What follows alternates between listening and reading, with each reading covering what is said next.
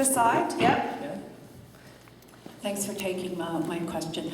It's not really a question, it's a comment, so I'll try to be as brief as I can. I've had a lifetime and 40 years of working professionally in this area as a legally blind person myself.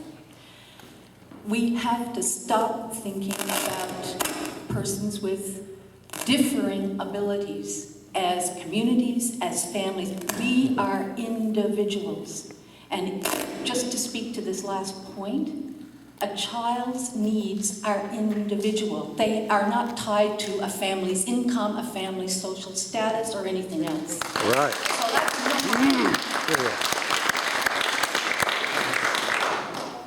that's number one. No, am I losing this? The first thing I actually wanted to say was that while I fully agree with the woman whose name I've forgotten earlier, who said it could be just a bit of a waste of time at some levels to speak about a Canadians or a Newfoundland Disability Act. I hate that word, disability, by the way. The point is, I worked for years with the group in Ontario to get that act passed. Everything depends on the regulations and the implementation. It's not a bad thing to do. I have to say that if we go back all those years, was it 50 years this year that we had the Americans with Disabilities Act, which set the scene, right? And I have to tell you that most people would say that has made a tremendous difference. So just that being said, I would encourage us to do that. The other thing is that we have to start doing, as the feminists have said for years, we have to apply the quote-unquote disability, I say differing abilities, lens to every aspect and every program of government. We can't just have it in a silo off to the side. I do want to commend the government here for having an office. I think it's made a tremendous difference. We found the same thing in other jurisdictions. I've worked in 4. Quebec, Ontario, New Brunswick. I may need to cut you off. Yeah, okay, so all I'm saying is that it's time for, as someone said, action instead of words. Thank you. We'll go over, skip you guys for a minute and we'll collect some questions and then give you guys a chance to answer at the very end. Yep, go ahead. Am I on? Okay. My name is Dennis Gill. I'm president of the Newfoundland Labrador Association for Community Living, which advocates on behalf of persons with intellectual disabilities and their families. As you people probably know, every person has a right to legal capacity. Legal capacity. And that doesn't mean a legal guardianship or power of attorney.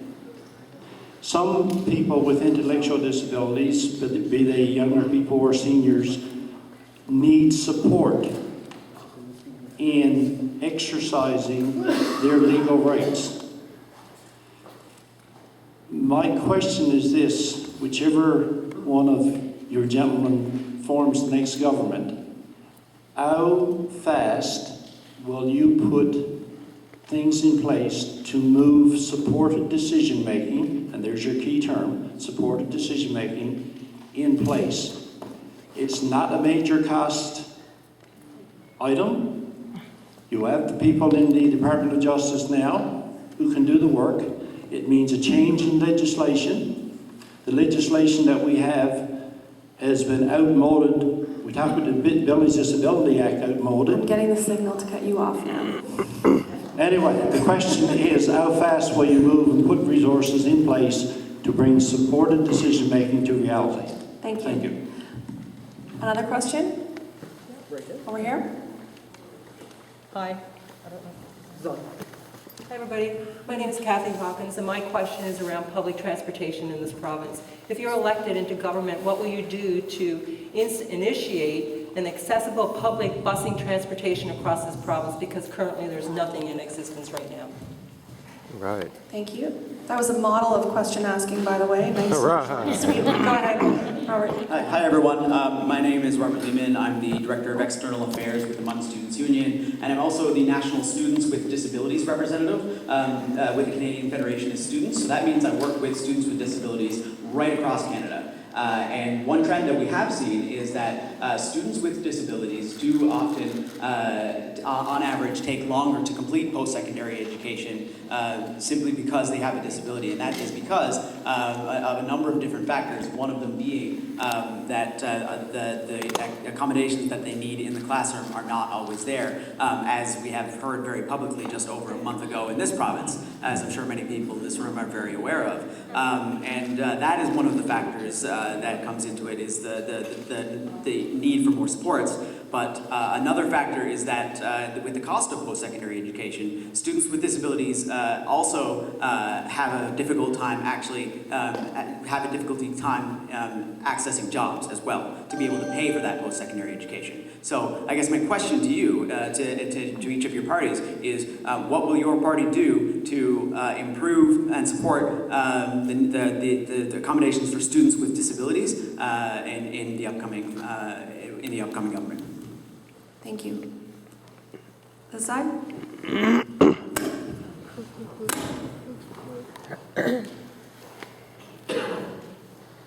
My question as a deaf person, I am thankful that you guys have provided interpreters this evening. In this upcoming election, I'm just curious if you will have your platforms interpreted, or if you will have closed captioning. The House of Assembly, you know, like sometimes when you watch the debate and that sort of thing, you know, if you see that on TV in the House of Assembly, there is no captioning and there's no little, you know, sign language interpreter in the little box. If you see it on the federal debates, but we don't see it on the provincial, we have the right to vote, but we're left out of the loop. So it's hard for persons who are deaf to understand your platform if we don't have access to it. That would be my question. Thank you. I think I've got one more question and then back to closing remarks. Thank you. Very quick. My name is Joe White, and me and my wife, we just moved from Ontario 2 years ago, along with it probably goes along with the family from Saskatchewan. We have a son who's autistic. We actually have two sons that have disabilities. One's hearing impaired, one's autistic. Right now, I'm paying about $2,500 a year out of my own pocket to help my son with autism through naturopath, doctor, and medicine. Will the new government look at giving us a tax break on provincial taxes to help cover these costs? Okay, thank you. So we're going to turn now to our panel. I'm going to give each of you 2 minutes to respond. I'm going to be strict this time and actually cut you off at the 2-minute marker. I know, unprecedented move that I'm making here. And the order that we're going to do it is, sorry, 1 second, I just didn't even mark my thing here. So the order is going to be Paul Lane, Clyde Jackman, and then Earl McCurdy to finish us off. Thank you. Okay, thank you, and I just want to again thank everyone for the opportunity for us to present here and to answer some questions. I'm sure there were some questions that we answered well and some maybe not so well. We can't necessarily be prepared for every single question that's going to come at us, but I'm sure we all did our best. There was a number of questions asked at that time, and they're ranging in a whole number of issues, and there's no way I'm going to get through them in 2 minutes. But, you know, I would say that when it comes to students with disabilities and the issues of employment, we're certainly supportive. We certainly believe in not just supported employment, but supportive employment, and there is a big difference, and we're certainly committed to supportive employment programs, and that might be things around job search. It might be things around preparing persons with disabilities with the opportunities, finding opportunities for employment, and so on. And that's something that we have talked about, and something we're going to be committed to doing. In terms of accessible busing across the province, well, I know that we certainly have seen improvements here in the St. John's area and the greater St. John's area. We've seen improvements with Metrobus and certainly with the Go Bus system, and that's something that needs to be certainly maintained. But doing it in other parts of the province, I think it's it's something that you would certainly work with municipalities on, because it is a municipal service that certainly is supported by the province as well. I'm not sure how realistic we had to be. Perhaps in some of the more urban centres, there would be opportunities there, as opposed to some of the rural areas. Thanks very much. Sorry. We've got to leave in 5 minutes, Yeah, so okay. I've got to cut you off this time. Next is Clive Jackman. Yeah, I'm going to try and answer the questions in 5 minutes. 5 minutes? Oh, two! Oh, God, girl. Supportive decision making. There's an ongoing discussion right now within my department with other departments, so we would hope to have that rolled out rather quickly. Public transportation. We have 5 pilot projects that are happening across the province right now. Over on the West Coast, we've got one partnership with Red Cross. We've got a partnership with the City of St. John's to look at how we can improve that. Another one in Clarenville, another one in Springdale. So, No provincial busing system in this province. no, all right, I got to get to the other one. I'll discuss with you after. Around the accommodations, we saw an example recently, and I don't want to bring it up, but I think the thing that it pointed out, we need to do a better job with working with the Blunden Centre at Memorial that provides those provisions.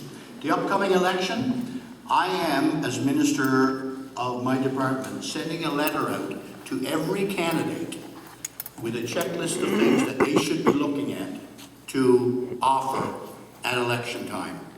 The autism tax breaks, I don't know, sir, but I certainly will take it back to our finance minister and see what we can do. My final comment is to look at how we can change attitudes. I'm going to tell you, the last time I was in this building was with a young fellow by the name of Liam Hickey. And I saw at the Canada Games another young girl by the name of Danielle Arbor. I saw what those two young people can do despite having, and I don't know how to prove it, I hate the word disability as well. But I saw what they are capable of doing.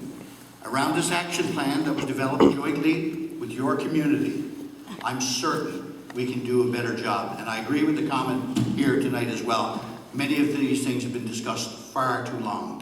And, we're here to listen to you, but we're all also here to point out to you that there's an election coming up. And you will have to decide if we've done enough or not. Thank you very much. Thanks. And now, Earl McCurdy. Thank you, and I don't have answers on all the questions that were just raised. I'm certainly pleased to have two of my colleagues, MHA's Lorraine Michael and Jerry Rogers, who've done a lot of work in this area and are more knowledgeable than I am on the matters that are under discussion here. Have them help, and they will help in shaping our platform. As well, of course, as Mark Ruscia, who spoke earlier, who's a candidate for our party. We take these things seriously. On the issue of the legal capacity and getting legislation in place, that certainly is something that should be done as a matter of priority. The tax breaks, the issue on the autism question, I think is something obviously we'd have to take a hard look at. Hard to give you an answer off the cuff on a matter like that. I think overall what all this is about is really does come down to respect and dignity in these matters, and what are the values. And I have been, it's been an eye-opener for me to go door to door in St. John's West and meet people in their homes, have them in some cases invite me in to see some of the really, really difficult circumstances some people are trying to contend with. And, so getting to, there's no easy solution. No one can say they're going to solve all these problems overnight. But if your starting point is to say we believe in doing our best as a government to do whatever can be done to enable people to realize their dreams and aspirations, to make the best they can, to make a contribution to our economy and our society to the extent that it's possible for them to do so, then that's something that we would strive for and try and do the best we could with. So that doesn't answer the specifics of all the questions. I went on them on one. I think clearly there are special circumstances for people that Robert just described that would warrant having special provisions put in place to accommodate that. Okay, so it's officially 9 p.m.